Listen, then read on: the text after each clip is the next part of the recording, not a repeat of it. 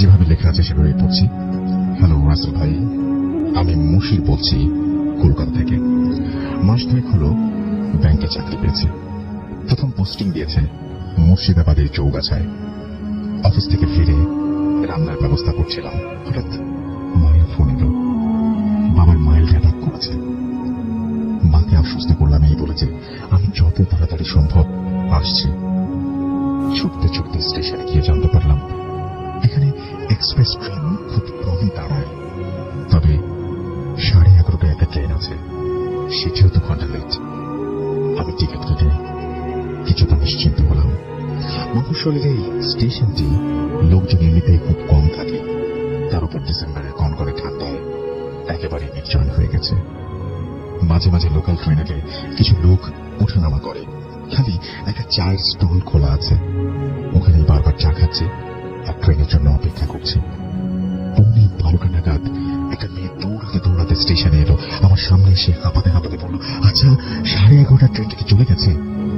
আমি বললাম না, ওটা 2 ঘন্টা লেট। তাই? যাক বাবা, বাঁচা গেল। এই শীতেও মেয়েটাকে ঘামতে দেখে বললাম, চলুন ওই বেঞ্চটায় বসে ব্যাগ থেকে জলের বোতলটা দিতেই মেয়েটি এক নিঃশ্বাসে আধা বোতল জল খেয়ে ফেলল। কথায় কথায় দুজনেই দুজনের পরিচয় জানলাম। মেয়েটির নাম তৃপ্তি, কলেজে পড়ে। ও কলকাতায় যাবে, খুব জরুরি একটা কাজ আছে। ঠান্ডায় মেয়েটিকে বেশ জড়ো সড়ো হয়ে বসে থাকতে দেখে আমি চা আনতে গেলাম, কিন্তু চা নিয়ে ফিরে এসে দেখি ও নেই। এদিক ওদিক খুঁজতে দেখতে না পেয়ে চায়ের স্টলের ছেলেটিকে মেয়েটির কথা জিজ্ঞেস করতে হবে বলল, হো আপনি কাউকে দেখেননি? আমি চলে আসছিলাম। ও কাউকে দেখেনি, আমি চলে আসছিলাম। হঠাৎ ছেলেটা আমাকে ডেকে বলল, আচ্ছা মেয়েটি কি লাল রঙের শাড়ি পরেছিল আর হাতে একটা ছোট ছোট কিডস ব্যাগ? হ্যাঁ তাই তো ছিল। তবে যে বললেন আপনি দেখেননি?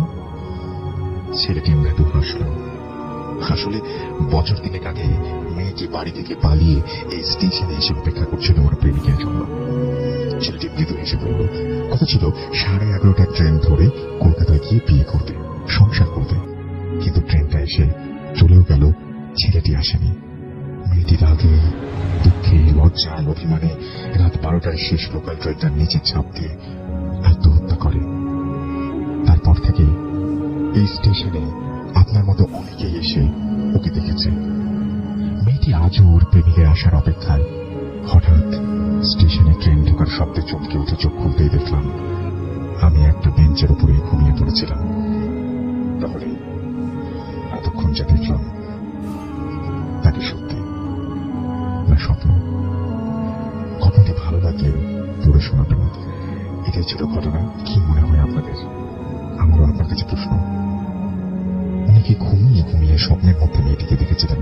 পুরো যে কনভারসেশন সেটা কি স্বপ্নে হয়েছিল নাকি বাস্তবে এমন ঘটা সম্ভব?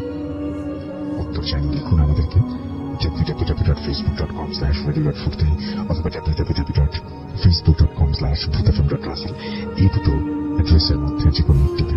আমি একটু বাবু ভাইয়ের কাছে যাই। বাবু ভাই, এই যে ছেলেটি, আমি আপনার জাস্ট মতামত জানতে চাচ্ছি যে এই যে ছেলেটি বলছে যে সে যখন আবার জেগে উঠল এবং জেগে উঠে দেখলো যে সে ঘুমিয়ে পড়েছিল, আপনার কাছে কত পার্সেন্ট চান্স মনে হয় যে এটা আসলে স্বপ্নের মধ্যে ঘটেছে? কত পার্সেন্ট চান্স মনে হয় যে ব্যাপারটা বাস্তবেও ঘটতে পারে? অ্যাকচুয়ালি আমার মনে হয় যে there's a chance that 70% chances that সে ঘুমিয়েছিল, আসলে স্বপ্নে দেখেছে। 30% চান্স মানে আপনি এখন বাদ দিচ্ছেন না? There's always 30% chances because আমি আপনার কারিন তো করতেই পারে। আপনি অনেকবার বলেছেন, এটাই জন্য আমি বলছি। হ্যাঁ, কারিন এই জিনিসটা করেই, কেউ মারা গেলে তার ওই জিনিসটা রিপিটেশন করে করে দেখায়। রাইট। তো এটাই ছিল ঘটনা। আমি বাবু ভাইয়ের কাছে পরে আসবো। আমি আফরান ভাইকে দিয়ে শুরু করি, তারপরে বাবু ভাই, তারপরে এখানে আবার চমৎকার মেডিকেলের যে ঘটনা সেটা আছে, তারপরে আবারও বাবু ভাইয়ের কাছে আসবো। আশা করছি যে আপনারা পুরো সময় আমাদের সঙ্গে থাকবেন। তো আফরান ভাই, আপনার প্রথম ঘটনাটা আমরা শুনে ফেলি এখন। আসসালামু আলাইকুম লিসেনার্স, সবাইকে নতুন বছরের শুভেচ্ছা। তো আজকে রাসেল ভাই আমি যে ঘটনাটি এখন শেয়ার করব, ব্ল্যাক ম্যাজিকের একটা ঘটনা আমি শেয়ার করব, যেটা আমাদের এলাকারই একটা ঘটনা। রাজবাড়ী সদর থানারই একদম পাশে। বর্তমানে এটি বালিয়াকান্দি উপজেলার মধ্যে পড়ে গিয়েছে। আচ্ছা, জায়গাটার নাম হচ্ছে বহরপুর। তো ওই গ্রামে 2জন বন্ধু থাকতো, সমবয়সী 2জন। একজনের নাম ছিল ইমান আলী আর একজনের নাম ছিল হলো রজব। তো এই দুজনের খুব ভালো বন্ধুত্ব ছিল। আর ওই গ্রামেই আর একটা ছিল একজন, আমরা যেটা অনেক সময় দেখতাম একটা সময় গ্রামে হাটে বাজারে অনেকে জাদু দেখাতো। দেখা যাচ্ছে যে আপনার একটা টাকাকে সে দ্বিগুণ করে ফেলেছে, তারপর দেখা যাচ্ছে যে মানে ব্লেড সে খেয়ে ফেলে পরবর্তীতে সেই ব্লেড গুলো আবার মুখ থেকে বের করছে। তারপর এরকম অদ্ভুত কিছু ঘটনা আমরা দেখতাম একটা সময় ছোটবেলায়। তো ওই গ্রামে এরকম আরেকজন লোক ছিল যে এই ধরনের খেলা দেখাতো, তার নাম ছিল হলো রাজা মিয়া। আচ্ছা, তো এই রাজা মিয়া সবাইকে সে জাদুর রাজা হিসাবে মানে জাদুর রাজা হিসাবে সবাই খালি চিনতো আর কি। এরকম ছোটখাটো জাদু দেখাতো, লোকজন তাকে জাদুর রাজা বলে চিনতো। তো রাজা মিয়ার কাছে একদিন ইমান আলী এবং রজব ওরা দুজন আসে, এসে বলে যে রাজা ভাই আমাদেরকে একটু আপনি এটা কিভাবে জাদু করেন আমাদেরকে একটু শেখাবেন। তো রাজা প্রথমে রাজি হয় না, ওরা খুব করে ধরে, রাজা রাজি হয়। তো রাজি হওয়ার পরে রাজা তাদেরকে বলে যে তোরা দুজন আমাকে কয়েকটা কাজ যদি করে দিতে পারিস, যদি সাহসের পরিচয় দিতে পারিস, তাহলে আমি চিন্তা ভাবনা করে দেখবো যে তোদেরকে এটা শেখানো যায় কিনা। আচ্ছা, তো ওরাও রাজি হয় যে ঠিক আছে আমরা এটা করব। তো ওদের প্রথম যে মানে ফার্স্ট অ্যাসাইনমেন্ট যেটা ছিল সেটা হচ্ছে যে রাজা মিয়া বলে ওদের গ্রামের কাছে একটা কবরস্থান আছে, সেই কবরস্থান থেকে একটা লাশের হৃৎপিণ্ডটা কেটে নিয়ে আসতে হবে। এবং সে বলেও দেয় যে কবে যাবে, সে বলে দেয় আমি এক সময় বলবো, তখন তোরা গিয়ে ওই জিনিসটা নিয়ে আসবে।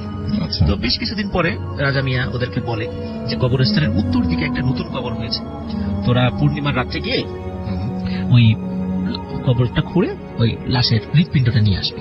আচ্ছা, তো যাওয়ার পথে কিছু ঘটনা ঘটতে পারে, কিন্তু ওদিকে কিন্তু কোনো নজর দেওয়া যাবে না। আচ্ছা, তো রাজা মিয়া এবং মানে রাজা মিয়ার কথা অনুযায়ী ইমান আলী এবং যে রজব ওরা দুজন পূর্ণিমার রাত্রে রওনা দেয়। তো যখন যাচ্ছিল কবরস্থান থেকে একটু আগে দেখি যে একটা খেজুর গাছের নিচে একজন বুড়ি, মানে ওই সময় কিন্তু শীতের রাত ছিল আর কি, তো একজন বুড়ি একটা কম্বল মুড়িতে শুয়ে আছে। আচ্ছা, তখন যাওয়ার পথে বলতেছে যে বাবা তোরা কোথায় যাচ্ছিস? হুম, তখন বলছে যে আমরা তো একটু সামনে যাব। তখন বলছে আমি বুঝতে পেরেছি তোরা কবরস্থানের দিকে যাচ্ছিস, বাবা কবরস্থানের দিকে যাস না। হুম, তখন বলে যে আপনি এই মানে যাত্রা পথে একটা কাজ করতে যাচ্ছি, হুম, আপনি এখন বাধা দিচ্ছেন কেন? এরকম ওরা বেশ বকাঝকা করে বলে যায়, আচ্ছা, বোনের কথা শুনে না। তখন ওরা কবরস্থানে যায়, গিয়ে দেখি সত্যি কবরস্থানের উত্তর দিকে একটি নতুন কবর হয়েছে, শুদ্ধ কাঁচা বাঁশ দিয়ে ঘিরে রাখা হয়েছে সেটা। হুম, তো ওরা ওখানে গিয়ে হাতে ছোট টর্চ লাইট ছিল, তো ওই টর্চ লাইট দিয়ে আলো জ্বালিয়ে ওরা কবরটা খোঁড়া শুরু করে। আচ্ছা, তো সবাই দুজন মিলে কবর খোঁড়ে, দেখে হ্যাঁ ঠিক আছে নতুন কবর, ভিতরে লাশটা একদম মানে কাপড়ের কাপড় ধবধবে সাদা। তো ওরা মানে ওদের শর্ত ছিল প্রথমে মানে মুখটা যেন কেউ না দেখে, আচ্ছা, জাস্ট মানে চাকু দিয়ে দ্রুত মানে বুকটা কেটে ভিতরে হৃৎপিণ্ডটা বের করে, কিন্তু লাশের মুখটা দেখা যাবে না, এরকম একটা শর্ত দিয়েছিল রাজা মিয়া। হুম, তো ওরা ঠিক যে কাজ করতে পাঠিয়েছে ওরা সেই কাজটি করে, ওরা চাকু দিয়ে হৃৎপিণ্ডটা কেটে বের করে নিয়ে আসে। এর মধ্যে হঠাৎ করে মানে রজব যে সে বলে যে আচ্ছা এই আমরা তো মুখটা দেখলাম না, আচ্ছা, যার কার লাশ নিয়ে যাচ্ছি তার তো মুখ দেখছি না। হুম, হুম, তো ওরা এখন ইমান আলী বলে না না লাশ রাজা তো দেখতে মানা করেছে। তো বলে যে না তারপর একটু দেখি যে কারটা। হুম, তখন রাসেল ভাই যখন ওই লাশের মুখটা সরায় তখন ওরা রীতিমতো দুজনে ভয় পেয়ে যায়, কারণ হচ্ছে একটু আগে যে মহিলাটাকে তারা দেখে এসেছিল বলছিল যে বাবা ওদিকে যাস না, আসলে ওটা সেই মহিলারই লাশ ছিল। ওরা দুজন দেখে খুব মারাত্মক ভয় পেয়ে যায় এবং দ্রুত তাড়াতাড়ি ওখান থেকে মানে কোনো মতে লাশটা মানে কবরটা আগের জায়গায় মানে ই করে আগের মতো করে দ্রুত চলে আসে এবং রাত্রেই রাজা মিয়ার বাড়িতে চলে আসে। তো রাজা মিয়ার কাছে ওই জিনিসটা মানে হৃৎপিণ্ডটা যখন দেয়, রাজা মিয়া বলে যে তোরা তো খুব মানে খুব সাহসের একটা কাজ করেছিস। আচ্ছা, তখন ওরা বলে যে আমরা তো ওই লাশের মুখটা সরিয়ে ফেলেছিলাম, আমরা তো দেখেছি যে ওটা একটা বৃদ্ধ মহিলার লাশ। তখন বলেছিল যে তোদেরকে মানা করেছিলাম, যাই হোক তেমন কোনো সমস্যা হবে না, তবে এই কাজটা করা উচিত হয়নি, এরকম রাজা মিয়া বলে আর কি। আর তারপরে রাসেল ভাই মানে এরপরে একদিন বলে যে তোরা তো ভালো একটা কাজ করেছিস, তো এক সপ্তাহ পর একটা ডেট দেয়, এই রাত্রে তোরা দুজন আমার বাড়িতে আসবি, তোদেরকে আমি কিছু জিনিস শিখিয়ে দেবো। আচ্ছা, তো সত্যি এক সপ্তাহ পরে দুজন আসে। আসার পর ওরা যখন আসে দেখে যে উঠানে একটি ছাগলের মাথা বিচ্ছিন্ন বডি থেকে একটু উঠানে একটি ছাগল পড়ে আছে। তো আরেকটা জিনিস আছে ভাই, ছাগলের মাথা থেকে বডি বিচ্ছিন্ন কিন্তু একটা ফোঁটা রক্ত সেখানে নেই, এক ফোঁটা রক্ত এক ফোঁটা রক্ত সেখানে নাই। এবং ছাগলের পাশেই একটি জায়গায় একটা বড় আকৃতির পায়ের ছাপ সে দেখতে পায়, দুটো পায়ের ছাপ, মানে মানে মানুষের যেরকম দুটো পা থাকে এরকম দুটো পায়ের ছাপ, কিন্তু পায়ের ছাপগুলো গোল আকৃতির এবং অসম্ভব রকমের বড়। তো দেখে ওরা বেশ ভয় পেয়ে যায় যে এখানে আসলে কি ঘটেছে, কি এখানে দাঁড়িয়েছিল, ওরা একটু ভয় পেয়ে, তাই হোক সে রাজা মিয়ার বাড়িতে যায়। রাজা মিয়ার সাথে কথা বলে। রাজা মিয়া তখন ওদেরকে কিছু বিষয় শিখিয়ে দেয় এবং বলে যে এই জিনিসগুলো কার্যকর হওয়ার জন্য তাদেরকে আরো কিছু কঠিন কাজ করতে হবে। আচ্ছা, ওরা সেটা রাজি হয়। তখন এর মধ্যে কি হয় রাসেল ভাই, ওই ওদেরকে শিখিয়ে দেয়, ওদেরকে আর একটা বিষয় আনতে দেওয়া হয় এবং বলা হয় যে একটি মহিলা যিনি সুইসাইড করেছেন, এমন একটি মহিলা, এবং সুইসাইড করতে হবে সেজন্য গলায় ফাঁস দিয়ে মারা গেছেন এমন কাউকে। আচ্ছা, তো এই ফাঁস দেওয়া যেই দড়ি বা যে ওড়না বা যেটা দিয়ে যে ফাঁস দেবে, ওই জিনিসটা তাদেরকে নিয়ে আসতে হবে এবং ওই মহিলা কবর দেওয়ার পর তার পাঁজরের 3টি হাড় নিয়ে আসতে হবে। এই ধরনের একটা মানে ভয়ঙ্কর একটা বিষয় তাদেরকে আনতে বলা হয়। তখন ওরা এই জিনিসটা মানে চিন্তা করে আমরা কোথা থেকে এটা আনবো এরকম মানে চিন্তা করতে থাকে। কিন্তু মানে এর মধ্যে ওরা মানে ওদের পাশের গ্রামেই একটা মহিলা মানে ফাঁস দিয়ে আত্মহত্যা করে। ওরা টার্গেট নেয় যে ওই মহিলার কবর থেকে ওই মানে নিয়ে আসবে এবং বহু কষ্টে মানে ওই মহিলা যে ওড়নাটা ফাঁস দিয়ে সুইসাইড করেছিল সেটাও ম্যানেজ করে এবং ম্যানেজ করার পর এবং সত্যি কবর খুঁড়ে রাসেল ভাই ওই 3টে হাড় তারা নিয়ে আসছিল। আচ্ছা, নিয়ে এসে রাজা মিয়ার কাছে দেয়। আসলে রাসেল ভাই এই রাজা মিয়া ছিল একটা বড় ধরনের একটা ধান্দাবাজ। তো ও এই বিভিন্ন লোকদেরকে দিয়ে ওদেরকে দিয়ে বিভিন্ন এই ধরনের ব্ল্যাক ম্যাজিক করার জন্য যে এলিমেন্টস গুলো প্রয়োজন এইগুলো আসলে ম্যানেজ করার চেষ্টা করছিল। আচ্ছা, এবং এটা নিজের স্বার্থের জন্য। নিজের স্বার্থে কাজটা করছিল এবং ওদেরকে দিয়ে এটা ওদেরকে একেবারে একটা টোপ হিসেবে ব্যবহার করছিল যে বিপদ যদি পড়ে তো ওরাই পড়বে, সে পড়বে না। সেটাই।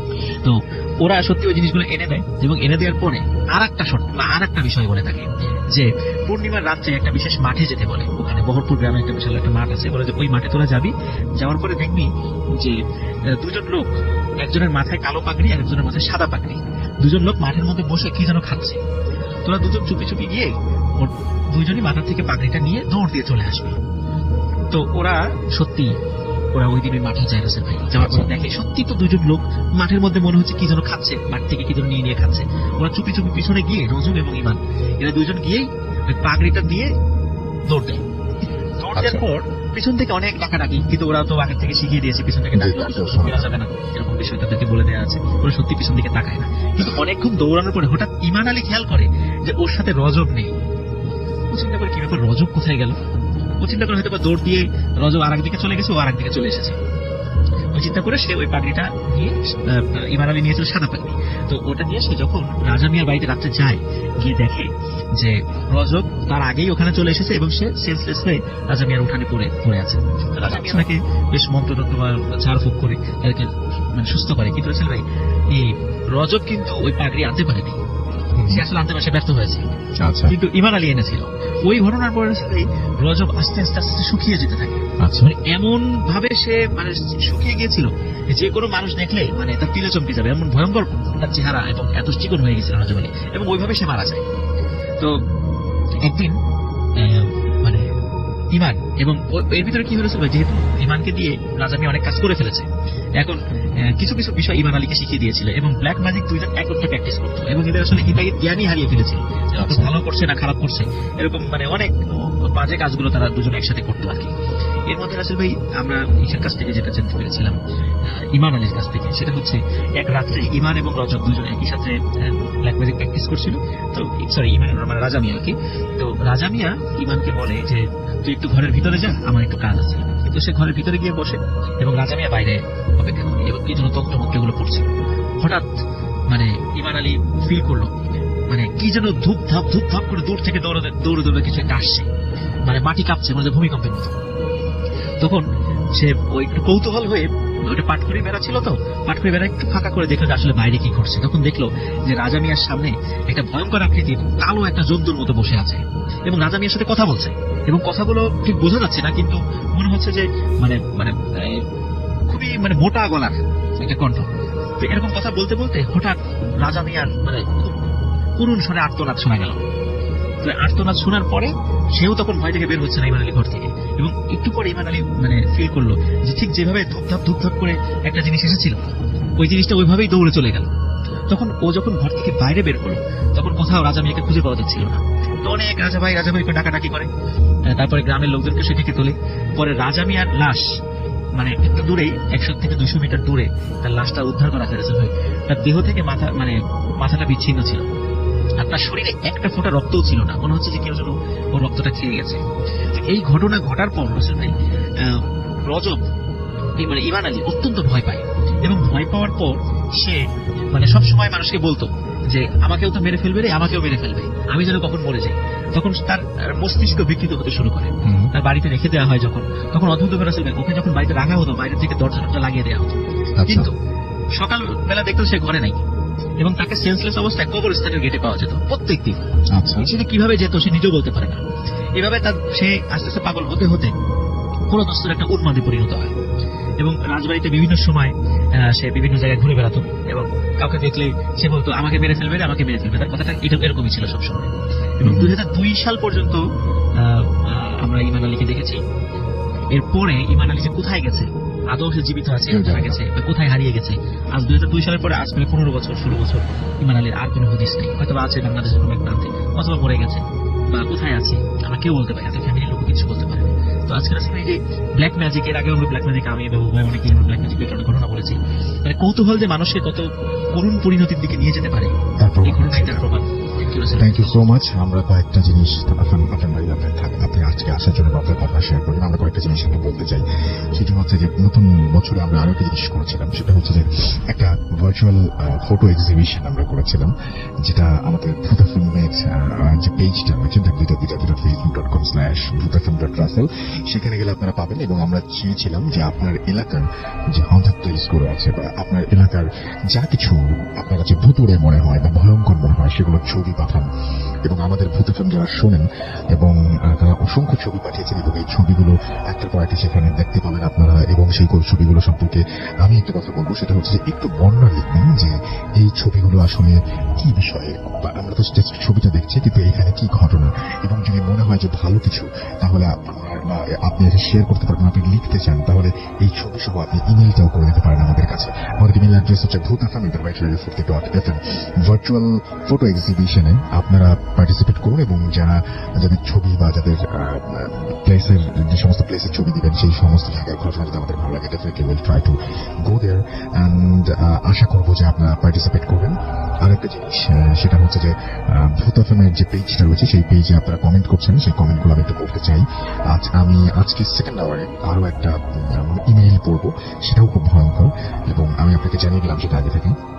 হ্যাঁ রাসেল ভাই, আমি শেরপুর থেকে শুনছি, লিখেছেন এমডি মেহেদী হাসান রাফি।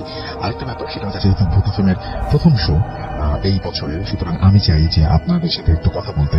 তো যারা দেশের বাইরে থেকে স্পেশালি শুনছেন, তারা এখনই আপনারা যারা কথা বলতে চান, এবং নিউ ইয়ারের সমস্ত ভূত ফিল্মে যাদেরকে মানে সবাইকে উইশ করতে চান, ভয়ঙ্কর শুভেচ্ছা জানাতে চান, তারা সরাসরি আমাদেরকে ইনবক্স করুন www.facebook.com/bhutafilm.russell। এই পেজে গিয়ে ইনবক্স করলে আমরা পেয়ে যাবো সেটি, এবং সেখান থেকে আপনাদের অবশ্যই নাম্বার, স্পেশালি আপনাদের হোয়াটসঅ্যাপ নাম্বার থাকে, তাহলে সেটা আমাদেরকে জানাবেন। আমরা সেখান থেকে আপনাদের সরাসরি কল করে আপনাদের সাথে কথা বলতে চাই। ইসমাইল খান জুনিয়র আমাদের লিখছেন যে অ্যাপ দিয়ে শুনছি, অনেক ভালো লাগছে, আপনাদের অ্যাপের ছবি আপলোড করছেন, থ্যাংক ইউ ভেরি মাচ। আমাদের সঙ্গে আছেন দেখতে পাচ্ছি, এছাড়াও আপন আমাদের সঙ্গে আছেন, এমডি আলামিন, এছাড়াও আছেন আরিয়ান আলদিন আমাদের সাথে, অন্তহীন আমাদের সঙ্গে আছেন, এবং অ্যান্থনি আমাদের সঙ্গে আছেন, আপনার ভাই প্রশংসা করেছেন। EH রনি আমাদের সঙ্গে আছেন, আশরাফুল মাহমুদ অ্যাশ কুয়েত থেকে শুনছেন অ্যাপ দিয়ে। আপনারা যারা বাইরে থেকে শুনছেন, কিন্তু বললামই যে আপনারা সরাসরি আমার সাথে ইনবক্স করে আপনার নাম্বার এবং নাম জানাতে পারেন, এবং মাসুম ভাই আপনাদের কল দিবেন। আমাদের সঙ্গে আছেন এমডি শ্যামল মিয়া, এছাড়া আমাদের সঙ্গে আছেন নাজমুল জাহান এমডি আমাদের সঙ্গে আছেন, দেখতে পাচ্ছি পিয়ার, এছাড়াও অনামিকা ইসলাম, শাহাদ অনিক, সালমান বিন মোহাম্মদ, হাসিবুর রহমান পিয়াস, MK তাজিউল ইসলাম, মিজানুর রহমান হৃদয়, আরিফ আলম SK, সদর ফেরদৌস সহ আরো অনেকে আমি দেখতে পাচ্ছি আমাদের সঙ্গে আছেন। তো যাই হোক, আমাদের ভূত ফিল্মের পেজে আপনারা লিখছেন যে বছরের প্রথম দিনে যদি বাবু ভাই, আফনান ভাই, হাফিজ সাহেব, ডক্টর আলিফ এনারা আসেন, তাদের খুব ভালো হয়। তার মধ্যে আমরা আফনান ভাই আছেন, আমাদের সঙ্গে আছেন বাবু ভাই, এবং আমাদের সঙ্গে আজকে আমার খুব প্রিয় স্টোরি টাইটার আমাদের সঙ্গে আছেন, দেখতে পাচ্ছি এখানে ফেনান। তো আমি এখন বাবু ভাইয়ের কাছে যাবো, বাবু ভাই একটা ঘটনা শুনবো আমাদের নেক্সট যে ব্রেক, তার আগে তো একটা ঘটনা শুনতে চাই। বাবু ভাই, আজকে ঘটনা যেটা, সেটা দেশে ঘটেছে না দেশের বাইরে ঘটেছে? এটা দেশের ঘটনা। দেশের ঘটনা শুনে ফেলি বাবু ভাই। আচ্ছা, এটা হচ্ছে নিতুর ঘটনা আছে ভাই। নিতু তো স্কুলে পড়তো, 8-9 পড়ে এই সময়টা। তো back in like 90s, early 90s এরকম আর কি, 90 সাল শুরু হয়েছিল। খুব বেশি আগেরও না, আবার একদম এই সম্প্রতি সময়। তো এরকম একটা সময় ও এক সময় অসুস্থ হয়েছিল আর কি, ও বেশ মানে আপনার নিউমোনিয়া টাইপের আর কি, হাসপাতালে অ্যাডমিশন নিয়ে থাকতে হয়েছিল কিছুদিন। তো হাসপাতালে যখন ভর্তি হয় তখন হাসপাতালগুলো তখনকার সময় এত ফ্যাসিলিটেড ছিল না, মানে আলাদা আলাদা রুম এবং রুমগুলোর ভিতরে বেশ ফাঁকা ফাঁকা, মানে পুরনো আর কি টাইপের ছিল। যাই হোক, সন্ধ্যার পরে ওর সাথে ওর আম্মু থাকতো, রাতের বেলা ওর আম্মু ওর বাসা যেত, ওর আগে ব্যাক করে আসতো রাত 9টা-10টার সময়। তো একদিন মৃত শুয়ে আছে আর কি, তো এরকম সময় দেখে একটা বারান্দার কাছ থেকে একটা ছোট বিড়াল, খুব ছোট বিড়াল, মানে কেবল হওয়ার থেকে একটু বড়, মিউ মিউ করছে দরজার কাছে বসে। এবং ওই বারান্দার মধ্যে হালকা একটা লাইট জ্বালা ছিল, লাল বাতি, মানে যে নর্মাল যে আমাদের আগে ফিল্মের বাল্বগুলো ছিল, সেই বাল্বের আলো পড়ছে। আর ওদের রুমের মধ্যে সামান্য একটা লাইট লাগানো ছিল, যে রুমেও মানে শুয়েছিল।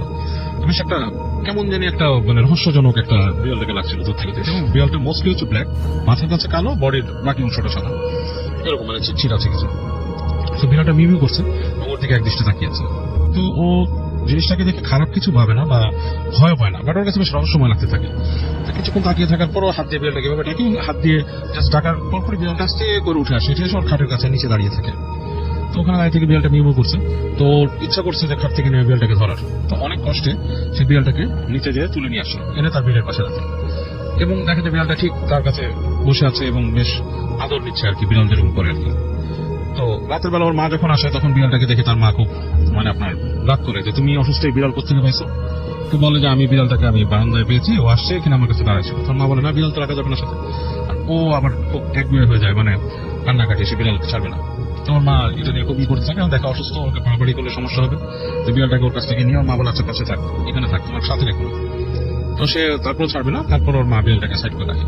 যেটা হয় বিড়ালটা মাটিতে শুয়ে চুপচাপ শুয়ে থাকে এবং ওর দিকে তাকিয়ে থাকে, মিউ করে, মানে it's like a pet cat, এরকম একটা অবস্থা হয়ে গেছে বিড়াল, পোষা বিড়ালের মতো।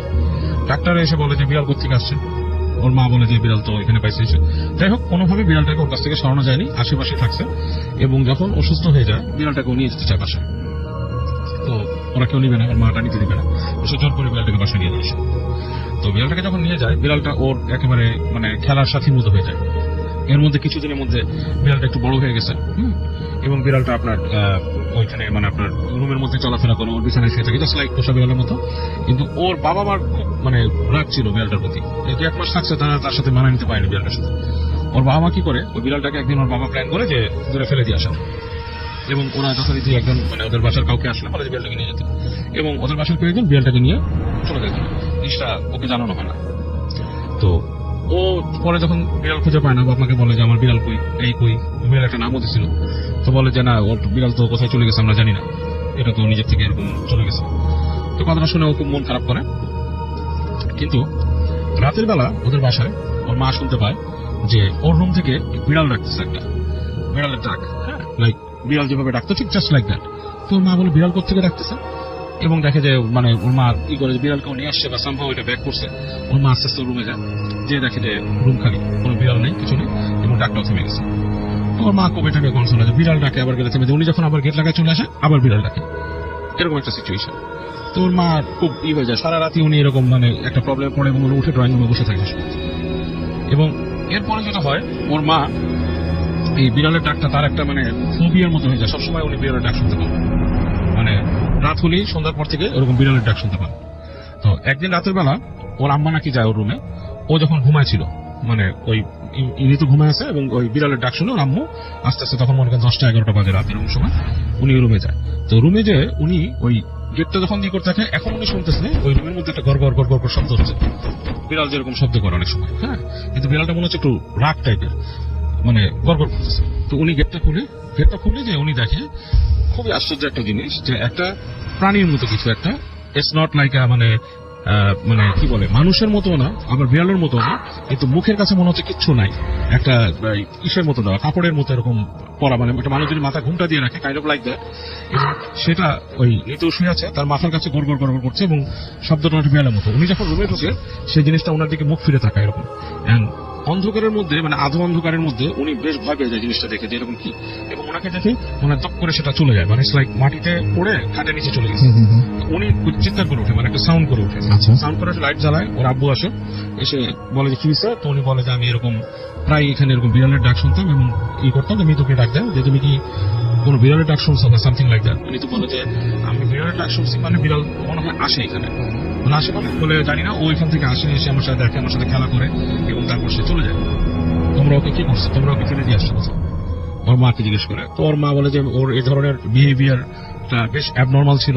সে বিড়াল ওর সাথে খেলা করে, বিড়াল আসে রুমে চলে যায়, জিনিসটা আমাদের কাছে অ্যাবনর্মাল লাগে। এবং ওর আচরণগুলো খুব একটা চেঞ্জ হতে থাকে, মানে সি স্টার্ট টু মানে বি লাইক আপনার এক্সেন্ট্রিক, মানে নিজের মতো হয়ে যায় সে। দেখা যাচ্ছে যে তার নিজের যে নর্মাল কাজগুলোও করে না। এবং ওর মা একজন ইসের সাথে কথা বলে যে আমার মেয়ের এরকম একটা বিড়াল পাইছিল, এরকম এরকম কাহিনী। এবং আজব কিছু কথা বলে যে রাত্রেবেলা ওর রুমের মধ্যে বিড়াল ডাকে এবং জিনিসটা খুব ভৌতিক কিছু এরকম ভাবে ওর মা মনে হয় এবং কথা বলে একজন সে। তখন উনি বলে যে আপনার মেয়ের হয়তো কোনো কিছুর নজর লাগছে বা কিছু। এবং অনেক সময় দেখা যাচ্ছে এই ধরনের জিনিস এই পশু পাখির ফর্মেটে এসে হাজির হয় আর কি। তো আপনি এক কাজ করেন, আপনার বাসাটা বন্ধ করে দিন, ওই এটা বলে।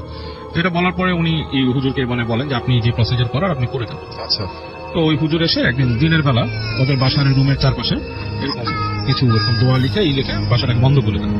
তো যখন বন্ধ করে দেন, ওই দিন রাতে সন্ধ্যার পর থেকে রাসেল ভাই ওই বাসার আশপাশে মানে শুধু মনে হচ্ছে যে খুব মানে মানে রাগী বিড়াল যেরকম ঝগড়া করে সেরকম টাইপের গড় গড় গড় বিড়ালেরটা মানে খুবই মানে ভয়ঙ্কর টাইপের মানে লাগতে থাকে। এবং আশ্চর্যের ব্যাপার, বিড়াল ডাক্তার শুনতেছেন উনি, ওর মা এবং ওর বাবা, আর কেউ কিন্তু শোনে না। আর ও ওখান থেকে পাগলের মতো বলতেছে তোমরা কি করছো, তোমরা ওকে আসতে দিচ্ছ না কেন, মানে ওই নিতু ভিতর থেকে বলতেছে। তখন ওর বাবা মা ওর কাছে যায় বসে এবং রাত্রে ওরা লাইটটা মানে জ্বালায় রুমে শোয়। এবং কিন্তু ওদের মনে হচ্ছিল কেউ একজন এসে মানে রুমের মধ্যে ঢুকবে এরকম। এবং বিড়াল মনে মারামারি করতেছে ওখানে। এবং মানে খুবই ভয়ঙ্কর একটা এক্সপিরিয়েন্স ওদের, অ্যাকর্ডিং টু দেম, যারা এই সময়টা মানে স্পেন্ড করছে তারা বলছে যে ভয়ঙ্কর একটা এক্সপিরিয়েন্স। কারণ হঠাৎ মনে হচ্ছে জানলা ভেঙে কেউ চলে আসবে, এরকম একটা অবস্থা। এবং মানে বিড়ালের কিন্তু বিভিন্ন রকমের ডাক আছে রাসেল ভাই, যেটা অনেক সময় খুব ভয়ঙ্কর লাগে। এবং এরকম চলে তাদের বাসায় একদম ফজরে আজান পর্যন্ত এরকম ডাক চলে। এবং দেখা যাচ্ছে নীতিও বেশ অ্যাগ্রেসিভ হয়ে যায় বিড়ালটার জন্য, যে মানে ও নিজেই বুঝতেছে না ও কি বলতেছে, যে মানে বিড়ালটার প্রতি আলাদা একটা ফ্যাসিনেশন, এরকম কিছু একটা ব্যাপার। এন্ড দেন ওই হুজুরকে আবার ডাকা হয়। ডাকার পরে ওর এসে বলে যে ওই হুজুর এসে বলে যে আপনার মেয়ের উপর প্রভাব খাটাইছে তো, এবং ওটা ওর কাছে ছিল, এটা সম্ভবত হাসপাতাল থেকে ওর আসছে কোন রকম পিশাচ এবং মানে জিন আর কি, যেটা আপনার এরকম ইয়ে করে এবং ওকে ধরানো দরকার। তো ওকে ওরা ঝাড়ানোর পরে এবং বলে যে আপনারা পারতপক্ষে ওই বাসা থেকে চলে যান। বিড়ালটাকে কি করছিল তো জিজ্ঞেস করা হয়। তো যাকে দিয়ে পাঠানো হয়েছিল বিড়ালটা, সেটা হচ্ছে যে ওদের বাসায় একটা লোক আসতো, মানে যে কাজ করতো আর কি, ওই কাঠটারের কাজ টাজ করতো আর কি, তার কাছে যাওয়া হয়েছিল। সে বলছে, তা সে বলে যে বিড়ালটা কি করছিল, বলে যে আমি যে ওখানে কাজের মহিলার ছেলের কাছে দিয়েছিলাম, সে যে দূরে ফেলে দিয়ে আসছিল। তো পরে কাজের মেয়ে ছেলেকে ডাকা হয় বিড়ালটা কোথায় ফেলছিল। তো সে বলে যে এখান থেকে মানে আমাদের বাসার থেকে দূরে ওখানে নদী ছিল তখন, এখনো আছে মনে হয় যে আপনার এই ইসের দিকে, যেটা ঘাদারি বাকটাক ছাড়া যে জায়গাটা। তো বলে যে নদীর কাছে নিয়ে বিড়ালটাকে ছেড়েছে। তারপর কি মানে কাজের ছেলেকে যে সুগন্ধি চলে গেছে। তো বলে কি আশ্চর্য ব্যাপার, বিড়ালটাকে যখন ছাড়ছি সে নাকি মানে বের হয়ে একটা লাফ দিয়ে পানিতে পড়ছে এবং পানির তলে চলে গেছে, সে মানে ডুব দিয়ে পানির তলে চলে গেছে। এবং ই হয় না, এবং ওই ছেলেটার যে বিড়ালটাকে ছাড়ছিল তার নাকি অনেক জ্বর আসছিল। এবং সে এমন ভয় পাইছিল ওই ছেলেটা, এবং সে এমন ভয় পাইছিল যে সে আর ওই মানে ধারে কাছে কতদিন ওই বাসার এখান থেকে আসেনি। এবং ওই ছেলে নাকি অনেক ভয় পাইতো এবং রাতের বেলা কি জানি ওর কাছে আসতো এরকম, মানে বলছে যে লম্বা টাইপের মুখ নিয়ে এসে ওকে ভয় দেখাইতো। সো ওই নিতুরা ফাইনালি আর কি যে ওখান থেকে মানে নিতু চলে যায় আর কি, অন্য জায়গায় ওরা বাসা ভাড়া নিয়ে থাকে আর কি, ওখানে থাকে না। এবং মানে কারণ বাবা মা চায় না যে ছেলে মেয়ের কোনো ধরনের অনিষ্ট হোক বা সামথিং লাইক দ্যাট। এই ছিল কাহিনী। Thank you so much. আমরা একটা ছোট্ট বিরতিতে যাব এবং বিরতির পরে আবারও ফিরে আসবো আশা করছি। সেই পর্যন্ত আমাদের সঙ্গেই থাকবেন। স্টেডিও রেডিও ফুর্তি, এর এফএম এন্ড ডু ফুর্তি। Booth FM, tonight comes alive with Grounding Form.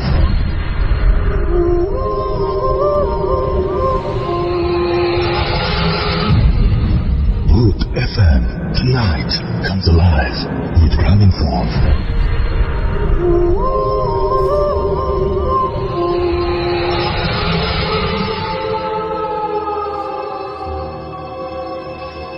Welcome back. শুনছেন সবসময় রেডিও ফুর্তি, রেডিও এফএম।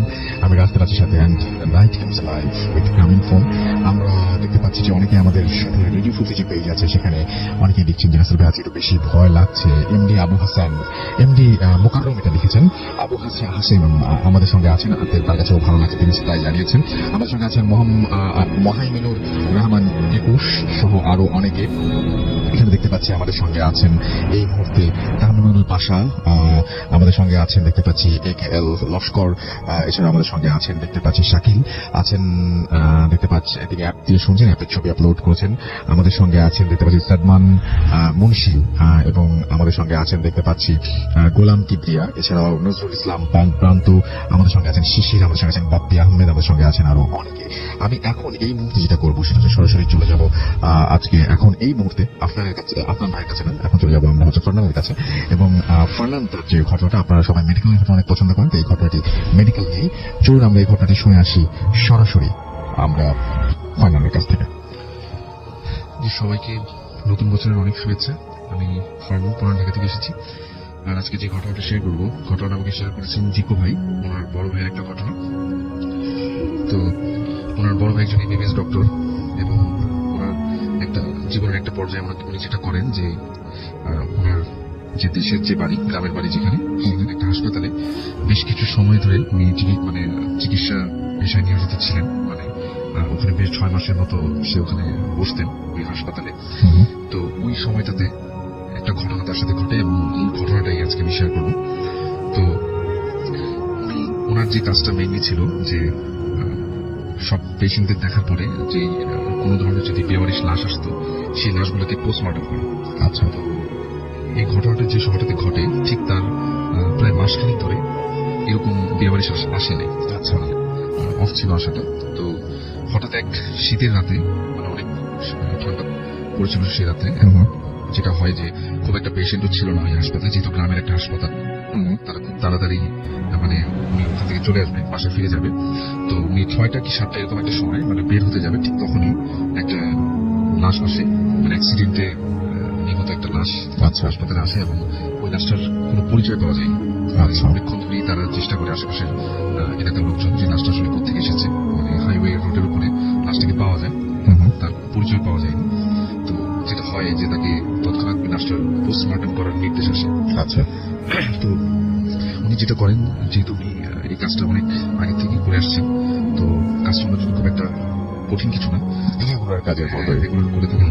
তো উনি যখন লাশটাকে দেখলেন, তো দেখার পর উনি নিজেই অনেক ভয় পেয়ে গেলেন আসলে, কারণ এরকম অবস্থায় লাশ এর আগে কখনো তিনি দেখেননি। তো লাশটার অবস্থা এরকম ছিল যে গলা থেকে পা পর্যন্ত সম্পূর্ণভাবে লাশটার কোনো সমস্যা নেই, একদম ফ্রেশ, কোনো ক্ষত চিহ্ন নেই।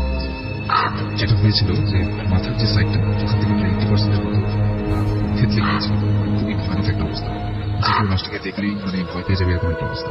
ইভেন সে নিজে এত দিন ধরে পোস্টমর্টম করছিল, কিন্তু এইরকম অবস্থার লাশ সে কখনই দেখেনি। তো উনি যেটা বললেন যে যেহেতু সেই রাতের মধ্যেই বা 10টার মধ্যেই নাকি পোস্টমর্টমের রিপোর্ট পাঠাতে হবে পুলিশ স্টেশনে, সেই জন্য উনি যেটা করলেন যে সে রাতেই পোস্টমর্টমের কাজটা সেরে ফেললেন। তো উনি যখন পোস্টমর্টম করছিলেন তখন যেটা হয় যে ওনার সাথে যে একজন ডক্টর ছিল, উনি যখন করছিলেন তখন ওনার কাছে মনে হচ্ছিল যে লাশটার হাত পা হঠাৎ করে নড়ে চড়ে উঠছে, এরকম মানে এখন পর্যন্ত লাশটাতে মনে হচ্ছে লাইফ আছে।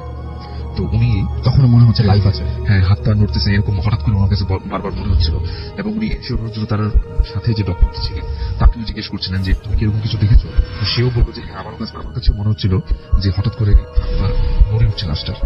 তো তারপরে ওনারা পোস্টমর্টম করেন, এবং পোস্টমর্টম করার সময় উনি যেটা করেন যে লাশটার পায়ের কাছ থেকে বেশ কিছু মানে মাংস নিয়ে ওনার ফ্রিজটাতে সার্জারির মতো একটা করে দেন, যাতে লাশটাকে এরপরে নেক্সট টাইম কেউ দেখলে যাতে ভয় পেয়ে না। মানে লাশটার অবস্থা এতই খারাপ ছিল যে এটাকে যে কেউ দেখবে তার মনে এটা একটা প্রতিচ্ছবি থেকে যাবে এবং সে ভয় পাবে। এই জন্য সে কিছু তার কাছ থেকে কিছু মাংস নিয়ে তার মাথায় ও লাশটার মাথায় মানে ফেসের এখানে কিছু সার্জারির মতো করলেন, যাতে লাশটাকে একটু মানে মোটামুটি দেখার যোগ্য মনে হয়। আচ্ছা, তো তারপর উনি লাশটাকে মানে কাজ শেষ করে উনি ওনার তখন বাজে রাত 10টা, উনি ওনার বাসায় যাবেন। ওনার বাসা ছিল সেই গ্রামের একটু ভিতরে, মানে ওনাদের হাসপাতালটা থেকে প্রায় 5 মাইলের মতো পথ তাকে যেতে হবে। উনি নর্মালি হাসপাতাল থেকে বের হয়ে দেখলেন যে বাইরে প্রচুর ঠান্ডা, প্রচুর কুয়াশা, আশেপাশে ছোট যে দোকানগুলো সবগুলো একদম বন্ধ হয়ে গেছে, কোনো রিক্সাও পাওয়া যাচ্ছে না। এই এলাকায় কিছু কিছু রিক্সা যেগুলো ব্যাটারি চালিত রিক্সা, মানে সে রাত্রে কোনো কিছুই ছিল না। সেই একটা সময় তার মনে হচ্ছিল যে সম্পূর্ণ রাস্তা হয়তো তাকে হেঁটেই যেতে হবে। আচ্ছা, এবং যখন সে হাসপাতাল থেকে বের হয়ে হাইওয়ে রোডটাকে ক্রস করে নিচে নেমে যাবে, মানে গ্রামের পথ ধরে ভিতরের দিকে যাবে, তখনই তার কাছে হঠাৎ করে রাস্তার উপরে একটা জিনিস চোখে পড়লো। সেটা হচ্ছে রাস্তার একটা পাশে জমাট পাতা বেশ কিছু রক্তের দাগ। আচ্ছা, তখন এটা দেখার পরে সে বেশ মানে একটু খারাপ লাগলো যে হয়তোবা ওই লাশটা এখানেই অ্যাক্সিডেন্ট করেছিল, যেহেতু এই হাইওয়ে রোডটা থেকেই লাশটাকে নেওয়া হয়েছিল হাসপাতালে। তো তারপর উনি যেটা করলেন যে ওনার বাসার উদ্দেশ্যে উনি হাঁটতে থাকলেন, কোনো কিছু সে পাচ্ছিলেন না। একটা পর্যায়ে তার কাছে মনে হচ্ছিল যে ব্যাক করে সে মানে হাসপাতালেই চলে যাবে, কেননা এরকম তার কাছে এরকম একটা ভয় লাগতেছিল এবং অস্বস্তি লাগতেছিল যে তার কাছে মনে হচ্ছিল যে আমি বাসায় না ফিরে হাসপাতালে আবার ফিরে যাই।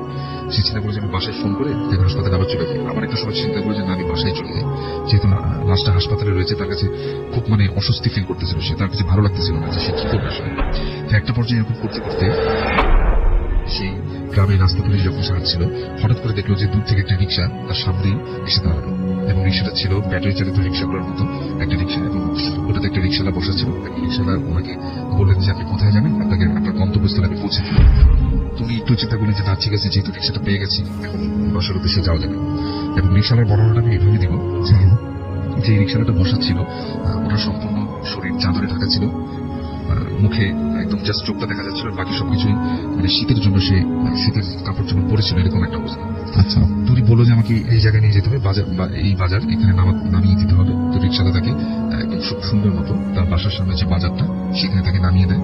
এবং যখন সে রিক্সা থেকে নেমে 50 টাকার একটা নোট ওই রিক্সাওয়ালাকে দিতে যাবে, তখন রিক্সাওয়ালা তাকে বললেন যে স্যার আমি ভাড়া লাগবে না, আমাকে জাস্ট একটা ছোট্ট উপকার করবেন। আচ্ছা, এই কথা বলে রিক্সাওয়ালা তার পকেট থেকে বের করলো একটা কাগজ বের করে তার হাতে দিল, এবং সেটা দেওয়ার সাথে সাথে রিক্সাটা চালিয়ে চলে গেল, আর কিছুই সে বলল না।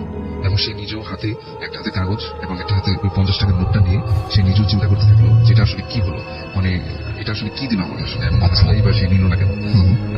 একটা পর্যায়ে সে তার নিজেকেই আশ্বস্ত করতে লাগলো যে যেহেতু সেই গ্রামের একজন ডক্টর, একজন সদর হাসপাতালে ওনার পোস্টিং, তো গ্রামের অনেক মানুষকে সে মানে ফ্রিতে ট্রিটমেন্ট দিয়ে থাকে। তো ওনার কাছে মনে হচ্ছিল যে ওনার কাছে যে ছোট্ট একটা সাহায্যের কথা বলবো, এটা হয়তো ওনাকে হয়তো কেউ চিনে থাকে, ওনারই হয়তো কোনো পেশেন্ট ছিল, তো ওনাকে জাস্ট মানে ভাড়াটা না নিয়ে জাস্ট তাকে একটু সম্মানার্থে তাকে বাসায় নামিয়ে দিয়ে চলে গেছে।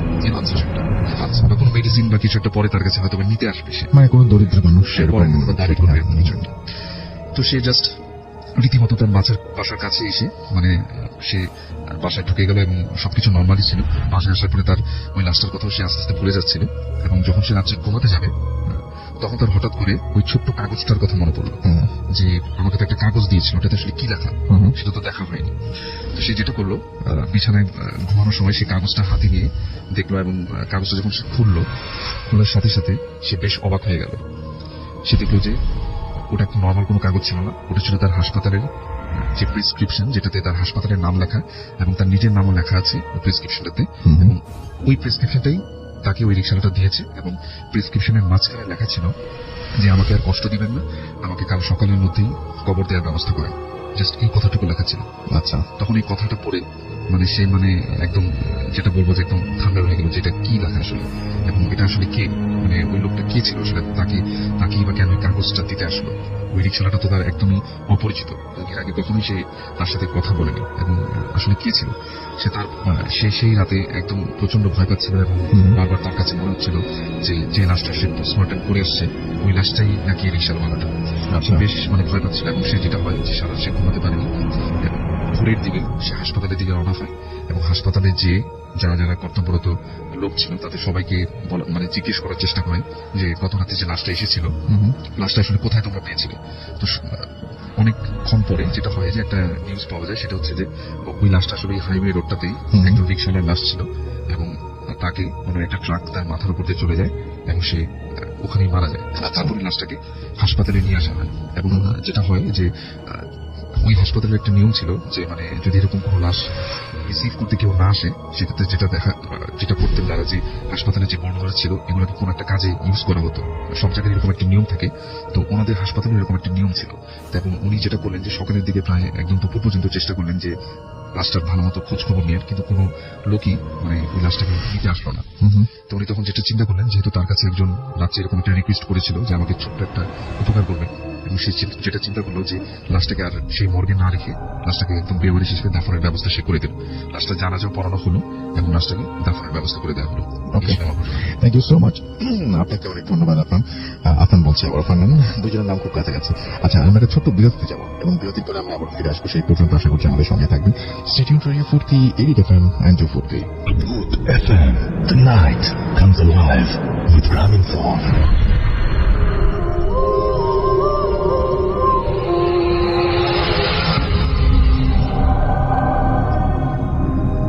Welcome back. The night comes alive with Graminphone. শুনছেন সবসময় ফুর্তি, এডিট এফএম। আমি রাস্তার কাছে সাথে আমার সাথে রয়েছে মাসুর ভাই। আজকের অতিথি আপনাদের সবাইকে আরো একবার স্বাগত জানাচ্ছি ফুর্তিফোনে এবং আর কিছুক্ষণের মধ্যে আরো একটা ইমেইল পড়বো। তার আগে আমরা আপনাদের কিছু মেসেজ পড়ে ফেলতে চাই এবং দেখতে পাচ্ছি যে আমাদের আঞ্জুম সাদিয়া লিখছেন যে তিনি আমাদের শুনছেন, আমাদের সঙ্গে আছেন দেখতে পাচ্ছি। এছাড়াও জাকির হুসাইন, ইন্দিগোবির ইসলাম, শাহজাহান, লুইস আঞ্জুম, আরফা আমাদের সঙ্গে আছেন। আমাদের সঙ্গে আছেন অনিন্দতে, আমাদের সঙ্গে আছেন দেখতে পাচ্ছি। এছাড়াও শিকদার, আমাদের সঙ্গে আছেন শাহাদ অনিক, এমডি ইমন, আরিয়ান জাহিদ, আমাদের সঙ্গে আছেন এমডি আরিফ হুসাইন, আমাদের সঙ্গে আছেন তৃষা চৌধুরী, এছাড়াও আছেন দেখতে পাচ্ছি এবং তিনি সাথে আছেন শুনছেন ফ্যামিলির সবাইকে নিয়ে। Thank you so much. Tahura আমাদের সঙ্গে আছেন এবং তিনি বাবা এবং আফনান ভাই তাদের ঘটনা ভালো লাগে সেটা জানিয়েছেন। অন্তর এসডি আমাদের সঙ্গে আছেন, আহাদ অনিক আছেন আমাদের সঙ্গে এবং আমাদের সঙ্গে আছেন সৌভিক কলকাতা থেকে, সৌভিক দাস, মেহেদি আমাদের সঙ্গে আছেন, আমাদের সঙ্গে আছেন মারুফুর রশিদ, এছাড়াও আছেন ফারাবি আহমেদ থেকে শুরু করে আরো অনেকে। তো যাই হোক, আমি যেটা করবো এখন সেটা হচ্ছে সরাসরি বাবু ভাইয়ের একটা ঘটনায় চলে যাব, তারপরে আবার ফিরে আসবো আপনাদের কাছে। সেই পর্যন্ত আমার সঙ্গে থাকুন। আমি চলে যাচ্ছি এই মুহূর্তে বাবু ভাই সেকেন্ড স্টোরির জন্য। থ্যাংক ইউ রাসেল ভাই। এই কাহিনীটা আমার কাছে শেয়ার করেছেন অ্যান্ডি ওয়েস্ট পাম বিচে থাকতো। আচ্ছা, এখন কোথাও থাকেন দেখবেন। অ্যান্ডির দাদার ঘটনা অনেক পুরোনো দিনের। সো সেই সময় ইটস প্রবাবলি আপনার ফার্স্ট ওয়ার্ল্ড ওয়ারের সময় বা সামথিং লাইক দ্যাট, একটা সময়ের ঘটনা। সো ওনারা থাকতেন আপস্টেট নিউ ইয়র্কে তখন। তো ওনার দাদা অ্যান্ডির দাদা একদিন আপনার শহরে গিয়েছিল কোন একটা কাজে। তখন ওনার যে থাকতে জায়গাটা ছিল আপনার বেশ একটু গ্রাম টাইপের একটা জায়গা, সেখান থেকে শহরে গিয়েছিল। তো শহরে যে তার প্রয়োজনীয় জিনিস কেনাকাটা দোকান চালাতো আর কি, সেখান থেকে কিনে উনি ফিরছিলেন। ফিরতে দেখা যাচ্ছে সন্ধ্যার পর হয়ে গেছে এবং তখন ওই অংশটাতে ঘোড়ার গাড়িতে আসতে হতো, কারণ তাদের ছিল না, মানে এই মডার্ন ট্রান্সপোর্টেশনটা ছিল না। কিছু গাড়ি ছিল, সেগুলো এরকম রাস্তায় চলতো না। যাই হোক, এক জায়গায় এসে ওনাকে নেমে যেতে হয়, কারণ ওই জায়গাটাতে আর কি ওই যে ঘোড়ার গাড়ি যায় সে আর সামনে যাবে না, তার হাঁটা পথ ধরে কিছু দূর যেতে হবে, যে সেখান থেকে পরে তার করতে হবে আর কি, অন্য কিছু নিতে হবে। যাই হোক, উনি ঘোড়া গাড়ি থেকে নেমে যান, সন্ধ্যা হয়ে যায়, বেশ ঠান্ডার সময়, আপস্টেট অনেক ঠান্ডা। তো হেঁটে যখন যাচ্ছেন, তো যেতে দেখেন যে মানে বেশ অন্ধকার হয়ে গেছে রাস্তা, এবং তখন একটা ভয় ছিল যে ওরকম অঞ্চলে অনেক সময় উল্ফ থাকে, বেশি ঠান্ডার সময় উল্ফ চলে আসে বাইরে। তো এই ভয়টা উনি খুব বেশি পান আর কি। ভয়টা বেশি পাওয়ার জন্য উনি হেঁটে ওখানকার যে একটা ছোট অংশ যেখানে নাকি কিছু দোকানপাট, হোটেল আছে এরকম জায়গা, ওই জায়গাটা খুঁজে বের করেন। হোটেল একটা হোটেল উনি পান, মোটেল আর কি, পুরোনো মোটেল। তো সেই মোটেলে উনি ওঠেন। ওঠার পর বলে যে মোটেলে বলতেছে যে এখন তো বেশ ঠান্ডা পড়ছে, এখানে আপনার বেশি একটা সিট নাই, তুমি এই পাশে একটা রুম আছে, রুমটা তুমি নিতে পারো, বেশ ছোট যদিও, এবং ওটার হিটিং ঠিক মতো কাজ করে না, সো বি কেয়ারফুল। তাকে বলে দেয় যে স্যার আরেকটা জিনিস হচ্ছে ওই মোটেলের যে ইসাকে বলে যে তোমার আরেকটা জিনিস হচ্ছে, তুমি যে মোটেলে থাকবে না আপনার ওটা হাঁটাহাঁটি করবে না বেশি, এখানে আসলে ঝামেলা হয়। বলছে কি ঝামেলা? ঝামেলা disturbance, we don't want that. তুমি 8টার পরে 9টার পরে হোটেলেরই করবে না, আর তুমি বেরোবেই বা কেন, ঠান্ডার সময় তোমার হিটিং কাজ করছে না আমাদের এখানে ঠিক মতো, এবং ওই যে প্যাসেজটা সিঁড়ি মানে করিডোর ওখানে কাজ করে না ঠিক মতো। যাই হোক, ওনার কোনো চয়েস নাই, অ্যান্ডি দাদা ওখানে ওঠেন এবং যখন যান রুমটা ওনাকে খুলে দেন। খেয়াল করেন যে রাস্তা মানে যে প্যাসেজের দুই পাশে রুম আছে এবং লাস্টে যে রুমটা ওনাকে থাকতে দিচ্ছে তার অপোজিট আরেকটা রুম, এবং এর মাঝখানে কিছু কয়েকটা রুম নাই আর কি, মানে জায়গাটা মানে পুরোপুরি আপনার বন্ধ। ওখানে কি আছে বা একটা রুমই অত বড় কিনা উনি বুঝতে পারেন না। যাই হোক, যে রুমটা তাকে থাকতে দেয় সেই রুমটা মোটামুটি সাইজ ঠিক আছে, মানে একজন মানুষ থাকার জন্য সিঙ্গেল বেডরুম। উনি ওঠেন, উঠে ওখানে মোটামুটি চেক ইন করেন, ফ্রেশ ট্রেশ হয়ে উনি থাকেন। তো রাত্রেবেলা উনি বসে আছেন, একসময় চিন্তা করে যে নাথিং টু ডু, সে বলে তখন বলতে হিটিং এও কোনো কলাপস করেনি, ভালোই করতেছে। তো উনি ঘুমায় যান। তো উনি যখন ঘুমায় যান, এক সময় উনি হঠাৎ করে বেশ ঠান্ডা লাগতেছে ওনার। উঠে বসে দেখে যে উনি নর্মাল একটা গেঞ্জি পরে ঘুমাইছিলেন, গায়ে কোনো ভারী কাপড় নেই, জাস্ট কমফোর্টার, এবং দেখে বেশ ঠান্ডা হয়ে আছে ওনার ভিতরে। তো উনি বলছেন যে ওই যে বলছে যে হিটিং সিস্টেম কাজ করে না এটা। তো উনি তাড়াতাড়ি উঠে উনি করতে যান, কাপড় পরাতে যান, গায়ে চাপাতে যান। তো এর মধ্যে উনি শুনেন রুমের দরজা নক হচ্ছে, টক টক টক টক করে নক হচ্ছে। তো উনি জিজ্ঞেস করে যে হু ইজ দিস, কোনো উত্তর নাই, এবং উনি আবার জিজ্ঞেস করে হু ইজ দিস, এবং তখনও কেউ সাড়া দিচ্ছে না। কিন্তু কিন্তু কিছুক্ষণ চুপ করে থাকে, আবার উনি মানে চিন্তা করে গেটের সামনে যায়, জিজ্ঞেস করে বলতে কোনো উত্তর নেই, তো উনি আবার ব্যাক করে বিছানায় শুতে যান আর কি। এই সময় আবার নকটা পড়ে দরজায়, বলতেছে তো ওই পাশ থেকে একটা নারী কণ্ঠে বলতেছে ম্যারি, এরকম মানে ফিস করে বলছে ম্যারি। তো কণ্ঠটা এমন ভাবে বলছে যে উনি ওনার মনে হচ্ছে যে ওনার গুজবাম্প হয়ে গেছে, হি ওয়াজ কাইন্ড অফ স্কেয়ার্ড, সে একটু ভয় পেয়ে যায় যে ওনারা বলতেছে। তো উনি বলতেছে, আবার জিজ্ঞেস করে হু ম্যারি, বলে উনি আস্তে করে দরজাটা আস্তে করে খুলে ফেলেন। তো দরজাটা যখন খুলে ফেলেন উনি দেখেন পাশে কিছু নাই, ঠান্ডা একটা বাতাস রুমে প্রবেশ করলো আরো, তার করিডোরটা আরো ঠান্ডা, এবং দেখতেছে যে করিডোরের সামনে ওই যে দরজাটার ওখানে আপনার একটা দাঁড়ায় আছে, একটা মেয়ে দাঁড়ায় আছে। মেয়েটা যে দাঁড়ায় আছে দরজাটা খুলে, সে কিন্তু পুরো দেখতে পাচ্ছে না, কৃষ্ণাঙ্গ মেয়ে, মানে একজন ব্ল্যাক মেয়ে দাঁড়ায় আছে, মানে চেহারাটা ভালো দেখা যাচ্ছে না। তো উনি জিজ্ঞেস করতেছে যে তুমি কি আমার দরজা নক করছিলে একটু? তো বলতেছে ইয়েস। বলে কি? বলে কি আমি ভয় পাচ্ছি। কেন? বলে কি ওরা আমাকে ধরে নিয়ে যেতে আসবে। কে তোমাকে ধরে নিয়ে যেতে আসবে? No, who's gonna come to get you. তো বলতেছে ওরা আসবে, হ্যাঁ আমি ভয় পাচ্ছি। তো বলতেছে যে তুমি কি মানে তুমি হোটেলের ইকে জানাচ্ছি ম্যানেজারকে? তুমি এটা কিছু না বলে গেটটা শ্বাস করে লাগাই দেয়। তো উনি রুমের মধ্যে ঢুকে একটু শব্দ হয়ে যায়, কি বললো? এসে বললো যে ম্যারি ধরে নিয়ে যেতে আসবে, এবং বেশ উনি চিন্তায় পড়ে। চিন্তা পড়ার পর উনি আবার যে বিছানায় বসে, এবং কিছুক্ষণ পর যথারীতি আবার ওনার দরজা টকটক করে নক করছে। আচ্ছা, তো উনি জিজ্ঞেস করে হুজ দিস, এবং এবারও কোনো উত্তর নেই, মানে সেম থিং, দরজার মধ্যে টক করে নক করছে, কোনো উত্তর নেই। তো উনি এবার উঠে বলতেছে যে তুমি কি সেই Mary? Are you the Mary? Are you Mary? তুমি কি আমাকে ই করতেছো, মানে are you knocking at the door? তো ওই পাশ থেকে আবার বলছে ম্যারি। তো উনি এবার গেট খুলছে, এবার দেখে ওনার দরজাতেই দাঁড়ায় আছে কৃষ্ণাঙ্গ মেয়েটা। সে বলছে আমি ভয় পাচ্ছি, আমাকে ধরে নিয়ে যেতে আসবে। তখন উনি রাগ করে উঠছে, বলছে যে তুমি কে? আমি চিনি না, তুমি আমার রুমের দরজা নক করতেছো রাতের বেলা, হোয়াটস গোয়িং অন? তোমার কি কোনো প্রবলেম আছে? তাহলে তুমি এক কাজ করো, হোটেলের রিকে ডাকো, আমি রাখতেছি রিসেপশনকে দাও, মানে তাহলে তোমার কি প্রবলেম আছে, অথবা you can tell me the প্রবলেমটা কি। এই বলে উনি ঘুরে যায় ওখানে যে একটা বেলের মতো ছিল আর কি, সুইচের মতো চাপ দেয়। তো চাপ দিতে যায়, তাকায় ফিরে তাকায় দেখে যে মেয়েটা নাই দরজায়। তো মেয়েটা দরজা নেয়, উনি বলে কি এখন কোথায় গেল? উনি গট কিউরিয়াস, উনি আমার ভাবে যে আমি কি মানে এমন কিছু দেখলাম যে মানে কাউকে অফেন্ডেড করে ফেললাম, বা মেয়েটা আসলে প্রবলেমে ছিল। উনি নিজের রুমে দরজা খুলে উনি হাঁটে, দেখে যে ওই প্যাসেজটার মধ্যে লাইট নেই, অন্ধকার হয়ে আছে। আচ্ছা, আর সামনের যে রুমটা সেটা দরজা একটু খোলা। তো উনি করে কি আস্তে আস্তে যায় যে ওই রুমে ঢুকে উনি দেখে অন্ধকার, মানে ওই রুমের ভিতরে দেখা যাচ্ছে না, মানে একটু জমাট বাঁধা অন্ধকার টাইপের। তো উনি আবার ফিরে আসে রুমে এসে খুঁজে দেখে কিছু পায় না। ওনার নিজের ব্যাগ ঘাটে, ওনার যে একটা লাইট ছিল ওই সময়কার, এরকম বড় লাইট পাওয়া যেত রাসূল ভাই, সেই লাইটটা খুঁজে উনি বের করে পত্রবাজার ওইটা নিয়ে আসে। এসে উনি ওই রুমের দরজা মধ্যে লাইটটা জ্বালায় বাকি উনি যেটা দেখে, মানে এটা মানে ভেরি মানে একটা ডেঞ্জারাস থিং ওনার জন্য, যে মেয়েটাকে দেখছে ওই মেয়েটা দড়ি থেকে ঝুলে আছে, লাইক গলায় দড়ি নেওয়া টাইপের এরকম ঝুলে আছে, এবং ওনাকে দেখে ঠাস করে চোখ মেলে মেয়েটা, আচ্ছা, ফট করে চোখ খুলে ফেলে। এটা থেকে উনি মানে লাইটটা ফেলে দিয়ে লাফ দিয়ে বের হয়ে আসে। উনি খুবই ভয় পায়, করিডোর থেকে দৌড়ে যায়, নিচে যায় ম্যানেজার সাথে চিৎকার শুরু করে। ম্যানেজার ঘুমাচ্ছিল, ম্যানেজার উঠে আসে, এসে বলে কি হয়েছে? বলে আমাকে তোমরা কোথায় রাখছো? এখানে একটা মেয়ে আত্মহত্যা করছে। এসে বলে কি হোয়াইট বলে ওকে চুপ করায়, বলে কি হোয়াইট বলে নিয়ে আসে, হাত ধরে নিয়ে আসে উপরে।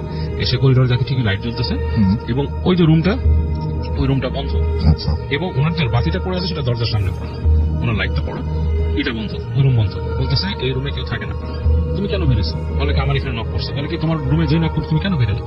You shouldn't have come out, তোমাকে বলা হয়েছে না রাত্রেবেলা বেরোতে না? বলতো তোমরা এখানে জ্যান্ত লাশ রেখে দিছো, এইখানে মানুষ ফাঁসি নিছে, এখানে কেউ আসে, চিল্লাচিল্লি শুরু করছে। তখন ম্যানেজার থেকে ডেকে বসেছে, ডকায় বলে তুমি একটু বসে ম্যানেজার বেল চাপতে আরেকজন গ্যাস রুমকে সে আসে, এসে বলছে যে তুমি চাবি নিয়ে আসো সামনে রুমে।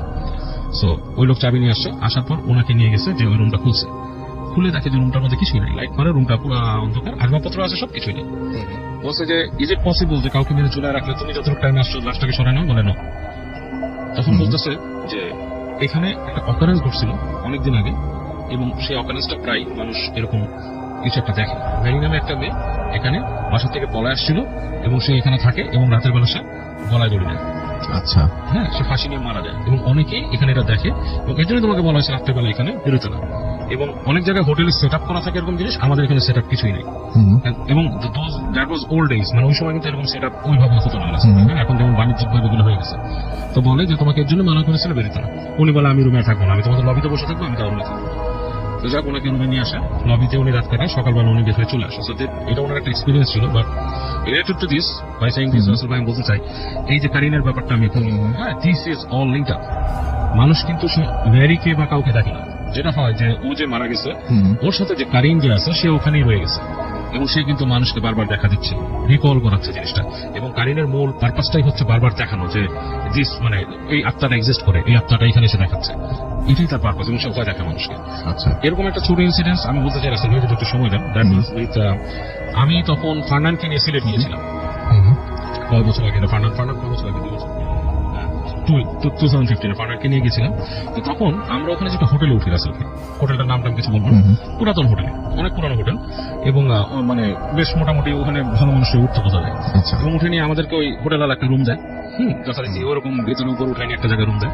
এবং রুমটা উঠেই কেন জানি আমার কাছে একটু মানে খটকা লাগতে থাকে রাসেল ভাই, হোটেলটার রুমটা কেমন জানি মনে হয় বেশি পুরানো, মানে আমার নিজের কাছে অস্বস্তি লাগতে থাকে। এবং এক পর্যায়ে এই ফার্নান জানে আমি থাকতে চাই না, আমি বলি ভালো লাগতেছে না হোটেল থাকবো। সামহাও ম্যানেজারকে ডাকি, ডাকি বলে আমি এখানে থাকবো না, ভালো লাগতেছে না হোটেলটা। কেন আমি বলছি আপনার এখানে ভালো লাগতেছে না, আপনার সবকিছু আমার পানীয় পুরান মনে হচ্ছে, নোংরা মনে হচ্ছে। বাট অ্যাকচুয়ালি ওটা ওরকম নোংরা ছিল না, বাট সামহাও আমার কাছে কেন জানি এটা মানে লিভেবল মনে হচ্ছিল না। সো এনিওয়েজ রুমটা থেকে বের হয়ে আসি, ম্যানেজার আমাদেরকে অফার করে তাদেরই আর একটা হোটেল আছে কোথাও ট্রান্সফার করে দেওয়ার জন্য।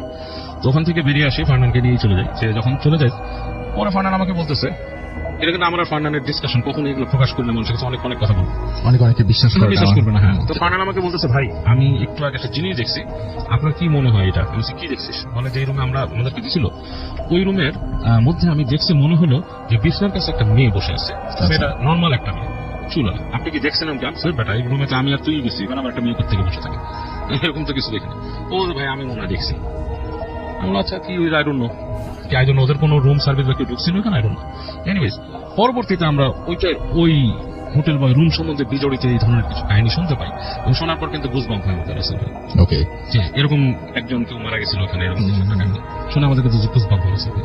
ওকে, সো এই ছিল ঘটনা। Thank you so much. আসলে অদ্ভুত ব্যাপার, এবং এটা কেউ বিশ্বাস করুক না করুক, এটা আসলে তা দিয়ে কিছু যায় আসে না, কিন্তু ঘটনাটা যে ঘটেছে সেটাই সবচেয়ে বড় কথা। আমি বলেছিলাম যে সেকেন্ড আওয়ারে আমি একটা ইমেইল পড়বো, তার আগে বলি সামিহা জাহিন, তারপরে আশরাফুল মাহমুদ অ্যাশ আমাদের সঙ্গে আছেন, আমাদের সঙ্গে আছেন মানে সবাই যারা ইনবক্স করছেন তাদেরকে পড়ছি, ফারাবি আহমেদ আমাদের সঙ্গে আছেন, নীরব হাসান, পিয়াল ইসলাম শান্ত, হাসিবুল ইসলাম শান্ত, হাসিবুর রহমান, নিরয় পোদ্দার আমাদের সঙ্গে আছেন, আমাদের সঙ্গে আছেন দিবাজিৎ পাহাড় আমাদের সঙ্গে আছেন দেখতে পাচ্ছি, এছাড়াও দেখতে পাচ্ছি আমাদের সঙ্গে আদিব এ খান, মাইদুল বিপ্লব আমাদের সঙ্গে আছেন, আমাদের সঙ্গে আছেন দেখতে পাচ্ছি তারিকুল ইসলাম তারেক, এমডি সালমান শাহ পাতিন আমাদের সঙ্গে আছেন, জান্নাতুল নাইম আমাদের সঙ্গে আছেন, এম জাহান আমাদের সঙ্গে আছেন, সাদাক হোসেন আছেন এমডি শাকিল হুসাইন, এছাড়াও তাহিদুর রহমান মিতুল আমাদের সঙ্গে আছেন দেখতে পাচ্ছি, এছাড়াও ইমরান, মেহেদি হাসান, ফয়সাল রায়হান আমাদের সঙ্গে আছেন, বিশাল আমাদের সঙ্গে আছেন আরো অনেকে যারা ইনবক্স করছেন। এবং আমি বলছিলাম যে দেশের বাইরে থেকে যারা কেউ যদি এখন অ্যাপ দিয়ে আমাদেরকে সরাসরি শুনে থাকেন, তাহলে আপনার নাম, ঠিকানা এবং ফোন নাম্বার সব ইনবক্স করুন, উইল কল ইউ।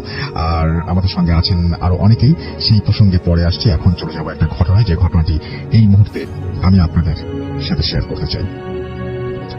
তো এটা একটা ইমেইল, যেভাবে লেখা আছে আমি সেভাবে পড়ার চেষ্টা করছি। আসসালামু আলাইকুম রাসেল ভাই, আশা করছি মহান আল্লাহ তাআলার অসীম রহমতে আপনি ভালো আছেন। আমি রাকিব হাসান, বেগম রোকেয়া বিশ্ববিদ্যালয় রংপুরের তৃতীয় বর্ষে অধ্যয়নরত। কয়েকদিন আগে যখন শীতকালীন ছুটিতে বাসায় গিয়েছিলাম, তখন আমার সাথে একটি ঘটনা ঘটে। জানি না ঠিক কি কারণে আমার সাথে সেই ঘটনাটি ঘটেছিল। ভালো লাগলে ভূতে শুনে লিসনারদের পড়ে শোনাবেন। দূরত্ব অনেক বেশি হয়, আমার পক্ষে স্টুডিওতে যাওয়া সম্ভব নয়। বাসায় আসলে বড় মতোই মা আর আপুর কবরের পাশে গিয়ে আমি দাঁড়িয়ে থাকি। ওখান থেকে ফেরার আগে সাধারণত একটা মোনাজাত করে আসি। সাধারণত দেখা যেত দিনে ব্যস্ত থাকার কারণে আমি রাতে বেশিরভাগ সময় যেতাম। রাত 11টা বা 12টা কোনো ব্যাপার ছিল না। বরাবরের মতো এবারও বাসায় এসে মায়ের কবরের পাশে দাঁড়িয়েছিলাম। রাত তখন আনুমানিক 12টা বাজবে। আনুমানিক বললাম কারণ আমি ফোনটা রুমে চার্জে দিয়ে রেখে গিয়েছিলাম। মায়ের কবরের যে দিকটা একটু ধারণা দিই, কবরের সামনে দিয়ে একটা রাস্তা চলে গেছে, পাশে ছোট একটা কলা বাগান, আর একটু এগিয়ে গেলেই একটা 3 রাস্তার মোড়, পাশে একটা কবরস্থান। আমার হাতের ডান সাইডের পাশে বেশ কটা বাড়ি। সাধারণত দিনের বেলায় বাসায় এসে ফ্রেন্ডদের সাথে ঘোরাফেরা করার কারণে দিনে বাসার দিকে কারণে খোঁজ নেওয়া হয় না। বরাবরের মতো মোনাজাত শেষ করে বাসায় ফিরছিলাম, হঠাৎ মনে হলো অনেকগুলো মানুষ এই দিকে এগিয়ে আসছে। একটু সামনে এগিয়ে বুঝতে পারলাম সামনে একটা লাশ, আনুমানিক 20-25 জন মানুষ সেই দিকে নিয়ে আসছে। আমার মনে হলো কি ব্যাপার, কে মারা গেছে এইদিকে? কই, বাবা তো সেরকম কিছু বললো না। আর লাশের সাথে সাধারণত এত কম মানুষ থাকে না, আর কেনই বা এত রাতে দাফন করতে হবে? তো যাই হোক, আমার মনে হলো অনেক রাত, এই জন্য হয়তো মানুষ এত কম। লাশ নিয়ে আমরা যখন সবাই সামনে আসলো, দেখলাম এদের একজনকেও আমি চিনি না। একজনকে জিজ্ঞেস করলাম, ভাই কে মারা গেছে? কিন্তু ইশারায় তাদের সাথে চলতে বলল। আমি ভেবে পাচ্ছিলাম না যে কি করব। সত্যি বলতে ভয় জিনিসটা তখন পর্যন্ত কাজ করেনি, কারণ আমি সাধারণত গ্রামের মানুষদের খুব বেশি একটা চিনি না। ভাবলাম হবে হয়তো কেউ গ্রামের, আর অন্ধকার তো, তাই হয়তো কাউকে সেভাবে দেখতেও পাচ্ছি না আর চিনতেও পারছি না। 7-5 না ভেবে আমি তাদের পিছু নিলাম। কিছু দূর এগিয়ে যাওয়ার পরে হঠাৎ করে একজন এগিয়ে এসে আমাকে লাশের খাটিয়া ধরতে বলল। সত্যি বলতে কি, আমি কোনোদিন লাশের খাটিয়া ধরিনি। মা এবং আপু যখন মারা যায়, ভাইয়ারা আমাকে খাটিয়া ধরতে দেয়নি। পরিবারে আমি ছোট কিনা, এই জন্য তারা মনে করত আমি কোনোভাবে ভয় পাবো। কিন্তু আজকে এরা আমাকে হঠাৎ করে বলছে এই কাজটা করতে, একটু ঘাবড়ে গেলাম। তখন বললাম, আসলে এরকম কোনো অভিজ্ঞতায় আমার নেই, এই কাজটা আমি করতে পারবো না।